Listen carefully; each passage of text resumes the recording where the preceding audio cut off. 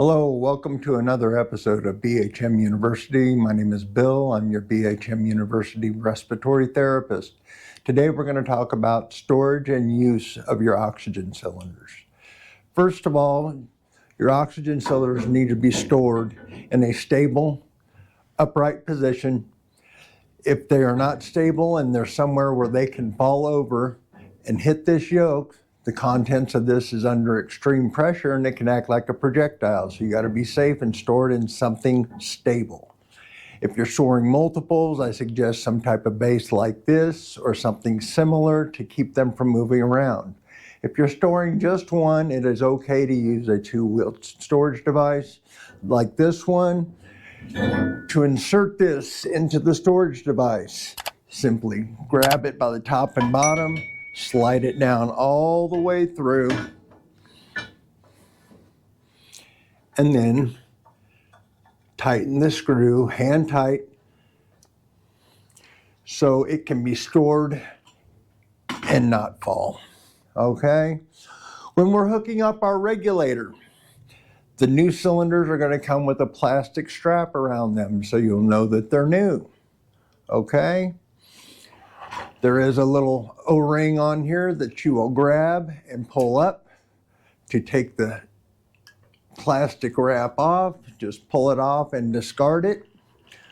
Okay, and you'll notice on these tanks there are two small pinholes right underneath the port on the yoke, okay?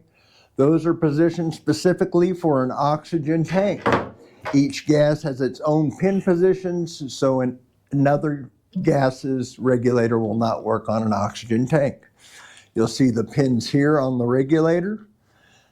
They're straight across each other on the bottom, okay? So when we put this together, we want to make sure and use our rubber O-ring gasket, putting it on there in the center post, and pushing it down, okay? So we've got that on there. Now we're ready to put it on the tank. So make sure this is backed off, the T-handle is backed off completely so it slides down easily. We're going to take the regulator with the pins on the bottom and we're going to slide it down over the yoke of the tank until they line up with the holes. You press it in to where it's level and flush against the yoke of the tank, and then you will tighten your T-handle just to hand tight, as tight as you can get it by hand. If it is too loose, the tank will leak, you'll hear it hiss. You can shut the valve back off, readjust it, and pressurize it again.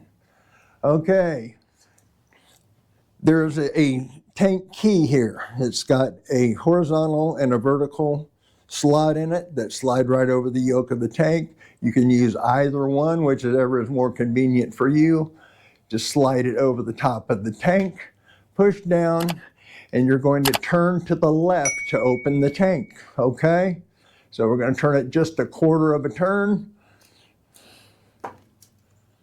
Is all you need to open the tank. Do not turn it all the way open. It is not a back seating valve. If you open it all the way, it will damage the yoke of the tank.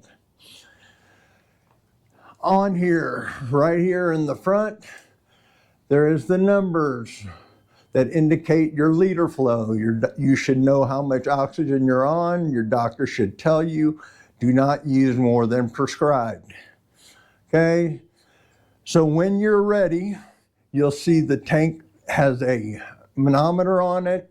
They should come with 2,250 PSI in each tank when it's brand new. So you will take your oxygen device, whatever you're using, hook it to the barb to make sure it's secure and not going to come off. Adjust your liter flow to whatever is prescribed to you by turning the knob. Okay? When you're done using this tank and you want to store it before it's empty, okay, you're going to shut the valve off, let the pressure bleed until it says 0 here, and then you're safe to store your tank, and you can shut this back off to the 0 mark. Okay? You're going to use this tank until you get down in the red. That's at 500 psi. Once it gets below there, you're going to want to keep a good eye on it so you don't run the tank out when you're out and about. You're going to change it at about when it starts getting in that red. Okay? Once you change the tank and you want to bleed it off, okay? Leave the regulator, when you get down there, you're going to need to leave the regulator on it. You'll open it up.